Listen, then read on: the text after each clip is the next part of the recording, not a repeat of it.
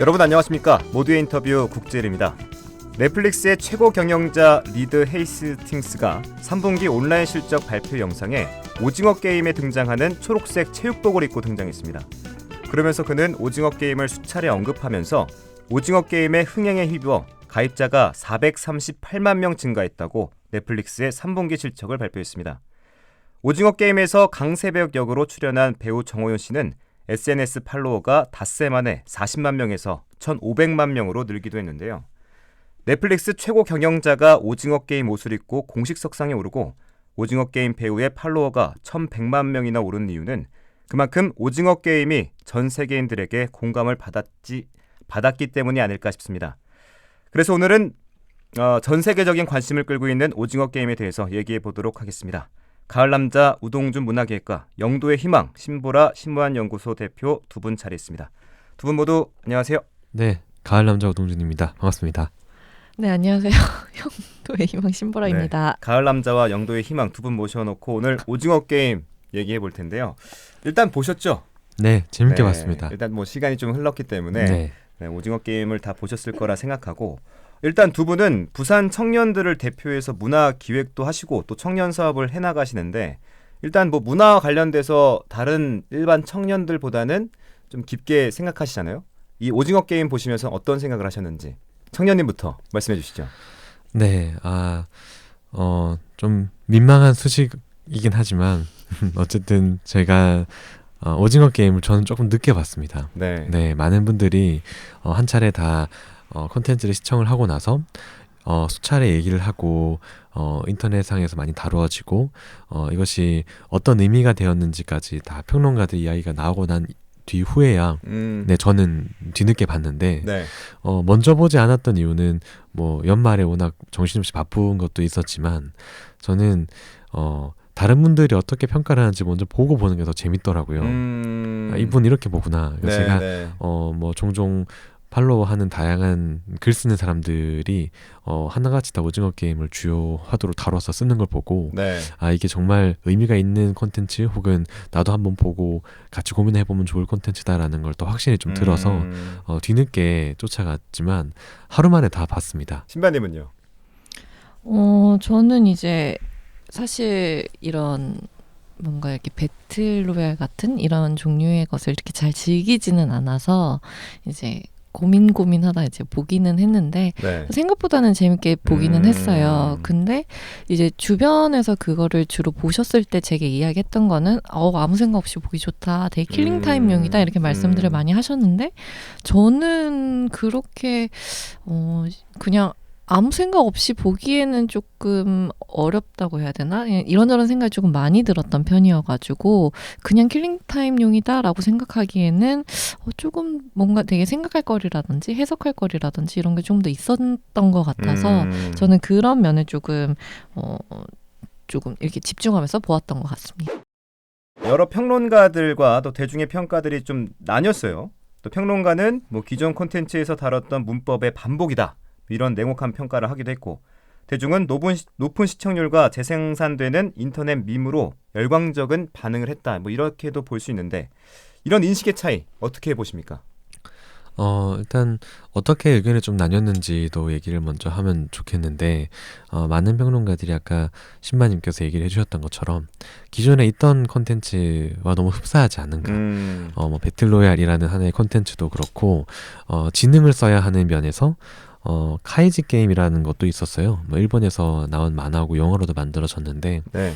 영화나 뭐 이런 콘텐츠를 이미 앞서서 많이 선행했던 사람들은 익숙한 장면들이 많았다라는 게 좀 지배적인 의견이었었어요. 조금 세련되게 포장된 콘텐츠라는 게 평론가들이 주로 얘기했던 냉혹한 평가였고 반대로 이걸 보는 시청자들은 우리가 흔히 이런 스트리밍 서비스에서 한국의 문화산업계에서 주도적으로 무언가를 많이 만들긴 하는데 좀 기존과는 다른 열광적인 반응이라는 걸 저도 같은 시청자 입장에서 좀 느꼈었거든요. 네네. 근데 거기가 이렇게 뭐예요 이게? 뭐 하는 거야 지금? 제 쪽자라고 얘기를 하면 안 될 것 같아가지고 뭐라고 해야 되지? 달고나. 달거나. 부사에서 뭐 쪽자래. 쪽자? 부사에서 쪽자라거든요. 부산은 쪽자라고 해요. 아 진짜? 순간 이거 뭐라고 해야 되지 싶어가지고 네, 그 안에 담겨 있는 그 달고나, 네, 좋아요, 달고나라는 좋아요. 콘텐츠도 그렇고, 네. 무궁화 꽃이 피었습니다. 뭐 이미 워낙 많은 분들이 이제 아니까요. 이제 그런 콘텐츠가 세대를 좀 달리 해도 공감할 수 있는 요소가 있었던 것 같아요. 이미 그런 게임을 본인이 동네에서 골목에서 했던 분들은 그렇죠. 스트리밍 서비스가 조금 어색해도 이런 게 좀 친근하게 다가갈 수 있는 장치가 이미 콘텐츠 안에 좀 녹아 있었고, 그리고 10대나 20대는 이런 스트리밍 서비스가 익숙하고 이런 문법이라던가 이런 방식 콘텐츠가 굉장히 많이 봤음에도 불구하고 새로운 게임이 등장을 한 거였죠. 무궁화 꽃이 피었습니다. 혹은 오징어 게임이 됐지 뭐 이런 거 정말 옛날하고 놀았어 라는 것이 많은 사람들이 댓글로 소통했던 질문이었거든요. 전 배틀로얄과 명확히 다른 거는 이제 우리의 문화가 담겨 있다가 네. 중요한 것 같아요. 어느 나라에서 만들었냐가 굉장히 중요했던 것 같고, 그렇기 때문에 실제로 무궁화 뭐죠? 꽃이 피었습니다. 무궁화 꽃이 피었습니다. 죄송합니다. 무궁화 꽃이 피었습니다를 직접 했고 달고나도 먹어봤고 다 뭐 줄다리기 해봤고 구슬치기 해봤잖아요. 그렇기 때문에 그 안에 좀 더 몰입하지 않았나라는 생각이 듭니다. 신바님은요? 어떻게 보셨어요? 평가들에 대해서? 저는 그 평가가 당연히 갈린다고 생각을 했고요. 일단 대중들이 문화를 즐기는 방식과 전문가들이 즐기는 방식은 좀 다르다고 생각을 해요. 전문가들은 정말 작품 자체를 어떻게 분석을 하거나 작품의 어떤 문법이나 그런 사용 기법에 대해서 조금 더 고민을 하면서 본다면, 일단 대중들은 그 안에서 어떤 곳에서 이입을 하느냐, 어떤 주제가 나와 연관이 있느냐에 대해서 일단 본다고 생각하기 때문에 그건 당연히 차이가 난다고 생각을 하고요. 그리고 이제 옛날에는 뭐 일요일에 나오는 뭔가 영화 해설 프로그램 같은 것만 있었다면, 지금은 매체가 워낙 다양해졌고 개인들의 어떤 영화에 대한 해석이라든지, 뭐 예를 들면 뭐 뇌피셜이라고 하죠.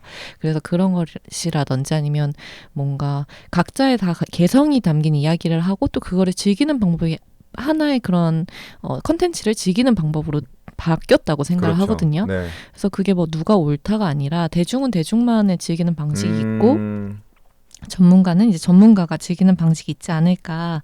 특히 이제 대중들이 즐겼을 땐 그 안에 나오는 인물들에 또 이입을 하게 될 텐데, 오징어 게임에서 나오는 인물들은 사실 히어로적인 인물이라기보다는 어쨌든 주위에서 볼 수 있는 그런 분들이 많이 나왔잖아요. 그런 것들에 이제 또 이입을 할 수 있지 않았었나 그런 생각이 듭니다. 네. 사실 이 질문지를 좀 보면서 왜 차이가 날까라는 고민을 했거든요, 저는. 근데 신바님이 시작할 때 당연히 차이가 난다. 이 당연한 걸 인정하는 순간 이게 풀려지네요. 전 그래서 이 신바님의 대답이 굉장히 좀 인사이트가 있다고 느껴졌고, 전 세계적으로 굉장한 공감을 끌어냈다고 볼 수 있잖아요. 이런 공감을 끌어낼 수 있었던 배경은 어떤 게 있을지 이번에 신바님부터 말씀해 주시죠. 사실 저는 이 부분은 이제 고민을 했었을 때 코로나가 사실 영향이 크지 않았나. 코로나. 네네. 왜냐면은 이제 영화나 극장에서 볼 수 있는 뭔가 대형의 것들, 콘서트, 연극 이런 것들이 없다 보니 실내에서 즐길 수 있는 어떤 OTT 플랫폼 서비스들이 계속 이제 아무래도 여가를 즐기기 위해 적당했고, 그렇죠. 그런 네. 것들이 조금 영향을 미치지 않았나라는 생각이 조금 있었고요. 네. 두 번째는 이제 청년님이 말씀해 주신 대로 다양한 세대가 즐길 수 있었던 것이잖아요. 저는 그만큼 이 컨텐츠는 조금 내용을 쉽게 접근했다는 생각이 들거든요. 다른 말씀해 주셨던 그런 뭐 카이지라든지 아니면 뭐 배틀로얄이라든지 뭔가 이런 오마주 됐던 내용들은 약간 추리를 해야 된다든지 조금 어렵게 주인공의 어떤 능력이나 혹은 그런 것들보다 능력이나 혹은 그 보는 대중으로 하여금 계속 궁금해하게 되고 계속 추리를 해야 되고 따라가야 되고 해야 되는데, 이 오징어 게임에 나온 룰 자체도 사실 엄청 쉽고 그래서 모든 사람들이 좀 관심을 가질만 했었었고, 그리고 뭔가 운이라는 것을 되게 강조하잖아요. 그렇다 보니까 이런 것들에 대해서 조금 세계에서 받아들이기에도 쉽게 문화를 접할 수 있는 어떤 한 나라의 여러 전통 게임에 대해서, 그래서 그런 것들이 좀 있지 않았나라는 생각이 들었고요.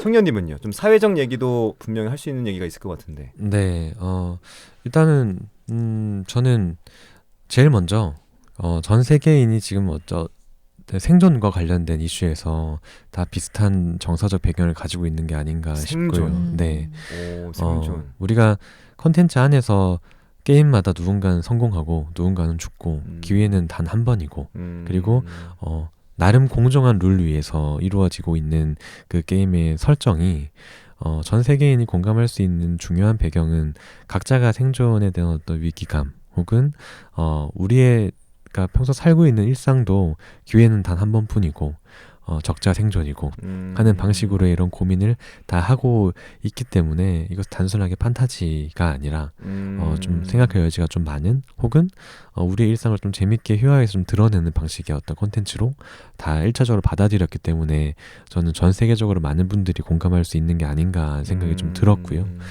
일단 너무나 자본주의적인 매체 위에서 이루어진 자본주의적인 시스템의 콘텐츠였잖아요. 오직 돈 하나만을 위해서 그렇죠. 돈을 얻기 위한 삶에서 실패한 사람들에게 주어졌던 마지막 기회.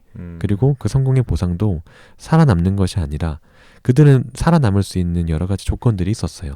그 안에 설정 안에서 각자 선택하면 그대로 살아갈 수 있는 걸 택할 수 있었지만 그들이 원했던 건 단순하게 살아남는 게 아니라 다른 기회, 더 큰 돈, 나가 지금까지 살아왔던 것과는 다른 삶을 원하는 것이 중요한 설정이었기 때문에 전 세계의 많은 사람들이 이제는 살아남는 것이 중요한 목적이 아니라 좀 어떤 방식으로 폼나게 혹은 좀 멋있게 살 수 있는가 이거에 대한 욕구가 좀 비슷하게 내재되어 있는 게 아닌가 하는 생각이 좀 들었고요. 네. 또 그것 말고도 여러 가지 요소를 좀 짚을 수 있겠지만 저는 그 배우들의 연기력이 한 몫을 단단히 하지 않았나 하는 생각이 좀 드는데 우리에게는 워낙 익숙한 국민 배우인 분들이 많이 출연을 했고 또 얼마 전에 인터뷰하셨던 깐부라고 네. 인터뷰하셨던 원로 배우도 네.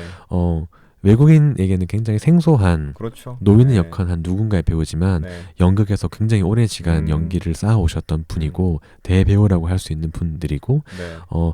우리가 지나가는 엑스트라로 나오는 분들도 뼈가 굵은 굉장히 연기력이 출중한 분들이었기 때문에 이 콘텐츠를 보시는 분들에게는 그냥 좀 어색한 아시아의 어느 나라에서 만들어낸 콘텐츠인데 몰입할 수밖에 없는 연기력을 다 보여준 거죠. 저는 그것이 컨텐츠가 가지고 있는 메시지 혹은 어떤 그런 주제의식과는 좀 넘어서서 직관적으로 몰입하게 했던 배우들의 연기력의 가장 큰 장치가 아니었나라고 생각을 합니다. 국외 자본 또 국내 컨텐츠가 함께 이뤄낸 결과물이긴 합니다. 그렇죠? 근데 이후에 이걸 어떻게 할 거냐 문제가 있다고 얘기한 사람도 있고 또 감독이 자유롭게 창작할 수 있다. 이렇게 제공해주는 게 중요하다라는 얘기도 있는데 이 스트리밍 서비스에 대한 얘기도 중요한 것 같아요. 제작 과정뿐만 아니라 이후에 어떻게 방영할 건지 이거에 대해서는 어떻게 생각하세요? 네, 지금 서두에 얘기해 주셨던 것처럼 넷플릭스 CEO가 오징어 게임의 초록색 트레이닝복을 입고 뭔가 광고를 하는 이유는 이후의 모든 수익은 다 넷플릭스로 돌아가기 때문에 더 적극적으로 홍보를 하고 프로모션을 하는 거라고 저는 생각을 해요. 그 배경에는 지금 문제가 나오는 것이 오징어 게임에 관련된 이후의 수익은 어떻게 저작권이 좀 분배가 되는가 에 대한 저작권 이슈가 나왔고 100% 넷플릭스로 간다라는 것이 좀 다들 알게 되면서 이 구조는 문제가 있지 않느냐라는 게 나오고 있고 또 일각에서는 아니다. 확인되지 않은 그러니까 무언가 투자에 대한 성과가 보장되지 않은 상태에서 감독에게 1인권을 다 주고 자유로운 창작 환경을 부여하는 것에 대한 당연한 보상이다라고 얘기를 하는 사람들도 있어요. 그래서 이거는 저작권에 대한 이슈이기도 하면서 어떤 투자와 성과에 대한 어떤 자본주의적인 인식의 차이도 있긴 한데 저는 너무나 오징어 게임스러운 이후의 논란이 아닌가 생각이 좀 들고요. 오징어 게임이 결국에는 무엇을 선택할지에 따라서 결과가 보이지 않는 환경 내에서 선택한 사람에게 보상이 온전하게 다 주어지는 게 오징어 게임의 중요한 설정이잖아요. 그렇죠. 넷플릭스도 어떤 게 보장될지 모르는 상황 속에서 아시아란 어떤 지역 그리고 한국이라는 지역 그리고 한국에서 특정한 감독의 모든 것을 다 걸어본 것이죠. 걸고 나서 그 성과를 이제 내가 가져가겠다라는 것이 저는 옳고 그름을 떠나서 너무나 이제 극을 넘어선 현실로 다가온 너무나 오징어 게임다운 전개라서 참 너무 재밌다라는 생각을 좀 하고 있고요. 신바님은요? 그 말씀하신 것처럼 저도 오징어 게임에서 이야기했던 그 내용과 이 저작권 이슈가 되게 비슷하다고 사실 느꼈었던 게 오징어 게임에서도 사실 운과 공평 이런 거를 되게 강조를 하잖아요. 근데 이 저작권 이슈에서도 마찬가지로 이제 넷플릭스 CEO가 그 체육복을 입고 그날 이야기한 날 자기도 예측 불가능했다라는 이야기를 했었어요. 맞아요. 네. 그러면 이 게임 내부의 구조와 되게 비슷한데 결국 이제 승자가 독식하는 구조이긴 하죠. 근데 이제 이게 과연 저작권을 가지고 있는 창작자들은 훨씬 사실 불리한 구조가 아닌가라는 생각은 들어요. 이게 정말 공정한가? 이게 모든 운을 걸었다고 모든 운에 대한 이런 성과를 다 가져가는 것이 공정한가는 사실 이게 단지 이 프로그램 자체 요 하나만 볼 것이 아니라 이 구조 자체를 보면은 사실 모든 계약에 있어서 창작자들의 권리가 보장되지 않는 거는 대부분이고 그들은 아무래도 뭔가 자본까지 다 들고 있는 창작자는 거의 없기 때문에 그런 것들에 대한 구조적인 문제도 한번 고민을 해봐야 되는 것이 아닌가라는 생각이 들고 이런 뭐 예를 들면 이런 댓글들이 많더라고요. 그 창작자에 대한 어떤 그 창작물이 있었을 때 그 창작물들이 한국에서는 그 제작이 안 돼서 지금 넷플릭스에서 이렇게 제작을 해준 것인데 네. 그 위험 리스크 같은 걸 다 해가지고 한 것인데 되게 끝나고 나서 감내나라 배내나라 이런 게 아닌 것이냐라고 이야기를 하는데 사실 이렇게 그 저작물 자체 하나에 대해서는 뭐 그럴 수 있다고 하는데 그 2차 저작물, 그 이후에 된 저작물에까지는 그런 것들이 다 적용이 돼야 되는지, 모든 게 다 팔려야 되는지. 예를 들면 이런 저작권법 관련해서는 미국에서도 그런 것들을 이의나 제기할 수 있는 법들이 있는데 이런 게 왜 국내에서는 이렇게 마련되어 있지 않나라는 사실 생각도 있고. 사실 오징어 게임을 보면서 이 구조적인 문제가 뭘까라고 좀 깊이 있게 생각은 못 해봤는데 신바님 말씀 들으면서 이 구조적인 문제를 어떻게 해결할 수 있을까라는 거는 좀 다 같이 한번 얘기해봐야 되지 않나라는 생각도 들고 더 나아가서 뭐 오징어 편 2편이 나오고 또 다른 편이 나올 수 있을 때 이런 지금의 흐름 속에서 지금 국내 문화 생태계가 무너지지 않고 앞으로 더 어떻게 발전할 수 있을까라는 것도 한번 공론화해서 얘기해 볼 필요가 있다고 생각하는데 네. 어떤 환경 또 어떤 구조가 필요할까? 우리 청년님부터 말씀해 주시죠. 네. 과거 약간 그런 것 같아요. 예전에 경제 개발이 막 되고 글로벌화, 세계화가 막 됐을 때 흔히 선진국에서 얘기하는 어떤 대기업들이 공장을 아시아에 많이 지었었죠. 그것은 비용을 좀 절감하고 생산물을 많이 뽑아내기 위한 어떤 적극적인 기업의 선택이었는데 지금 문화의 개의 선택도 과거에 우리가 기업 발전과 조금 유사한 형태로 가는 게 아닌가 하는 생각이 좀 들어요. 많은 해외에서 많이 다뤄지는 이슈 중에 하나가 200억이라는 규모로 이게 제작이 가능하다고가 중요한 이슈거든요. 네. 적은 예산으로 이 정도 퀄리티가 가능하다는 것을 이제 많이 알게 됐고 국가마다 콘텐츠의 질을 뽑아내는 그 비용이 다르다는 것도 알게 되어서 과거처럼 과거의 공장을 조금 더 인건비가 싸고 지대가 싼 아시아나 아프리카에 지었던 것처럼 지금의 아시아나 지금의 어떤 또 다른 지역에 이렇게 문화 생산할 수 있는 또 다른 형태의 접근이 이루어지는 게 아닌가 생각이 좀 들고요. 그 과정에서 그럼 앞에 발생했던 이슈를 똑같이 한번 되짚어 보면 될 것 같아요. 앞에 발생했던 이슈는 노동권에 대한 문제도 있었고요. 환경에 대한 문제도 있었고요. 그리고 장기적으로 기술 이전을 하지 않고 단순히 어떤 반복적으로 공장만 했기 때문에 공장을 지었던 그 나라에 정말 경제 성장이 일어났는가 이런 것도 중요한 이슈였었어요. 그런 문화로 다시 돌아온다고 하면 우리나라에서 만들어진 이런 문화 생산자들, 문화 노동자들의 노동권은 잘 보장이 되고 있는가도 중요한 이슈가 될 테고 그리고 만들어지는 이 환경에서의 어떤 조건 뭔가 새로운 인프라를 건설한다라던가 아니면 이 문화에 대한 쏠림 현상이 너무 강하게 일어나진 않는가 또 한번 고민을 해볼 필요가 있고 그리고 이 이후에 이런 우리가 만들어냈던 콘텐츠 기술이라던가 문화 창작 욕이라던가 아니면 이런 어떤 다양한 재반전 기술들이 다시 우리가 우리 생태계 내에서 좀 자유롭게 쓸 수 있는가 이런 것도 한번 고민을 좀 해봐야 돼요. 이후에는 어떤 하나의 창작물에 대한 저작권 이슈가 지금의 중요한 어떤 배경이 되고 있지만 이후에 투자를 했던 영화 관련 산업 인프라라던가 네. 여러 가지 장비라던가 이런 기술들을 우리가 좀 더 편하게 쓸 수 있는지도 더 많은 투자가 들어오는 과정에 앞서서 고민을 해야 되는 게 아닌가 하는 생각이 좀 들고요. 또 하나 조금 높아심에서 얘기를 하고 싶은 건 전 세계적으로 시장이 확산이 되다 보면 정말 우리가 함께 다뤄야 될 문제라던가 정말 함께 봐야 될 이웃의 어떤 우리 사회의 다양한 주제들이 후순위로 밀리는 건 아닌가 하는 생각이 조금 들기도 해요. 전 세계적으로 시장이 확산되면 그만큼 시장 파이도 넓어지기 때문에 네. 전 세계적으로 통하는 게 뭐지가 우선적 고민이 되는 순간 우리가 지금 당장 고민해야 되는 우리 사회의 문제라던가 지금 함께 꺼내야 되는 이웃의 현실 이런 것들은 좀 부차적이고 2차적인 문제로 적용이 될 수도 있기 때문에 저는 전 세계적으로 시장이 확대되는 건 너무나 반가운 일이지만 함께 고민해야 될 것도 충분히 많다는 이야기를 좀 남기고 싶습니다. 네, 우선순위를 잘 측정하고 네. 우리에게 맞는 게 뭔지를 좀 확인해야 될 필요는 있겠다 싶네요. 신바님은요? 청년님 이야기를 들으니까 생각이 들었던 거는 이러다가 이제 그 뭔가 아시아의 뭔가 모든 공장들이 제3세계에 있는 것처럼 어쩌면 문화가 적당히 발전한 곳에 하청업체나 이런 걸로 할 수도 있겠다라는 갑자기 그런 우려심이 드는 그러네요, 게 진짜. 있어서 문제점인 것 그런 같습니다. 것들은 좀 구조를 고민을 해봐야 되지 않을까라는 생각이 들고 그리고 이런 문화에서 가장 중요한 지점은 사실 이 문화를 만들어내는 창작자라고 생각을 해요. 근데 그 창작자들에 대한 조금 더 그 고려를 해줘야 되지 않을까라는 생각이 가장 많이 드는데 예를 들면 창작자가 제작 의욕이 계속 있고 어떤 창작 의욕이 계속 불러일으켜줘야 더 많은 이야기와 더 많은 컨텐츠들이 나온다고 생각을 해요. 그렇기 네. 때문에 그들이 조금 자유롭게 활동할 수 있는 그런 기반들이 마련되어야 되지 않을까. 뭐 예를 들면 그런 얘기 하잖아요.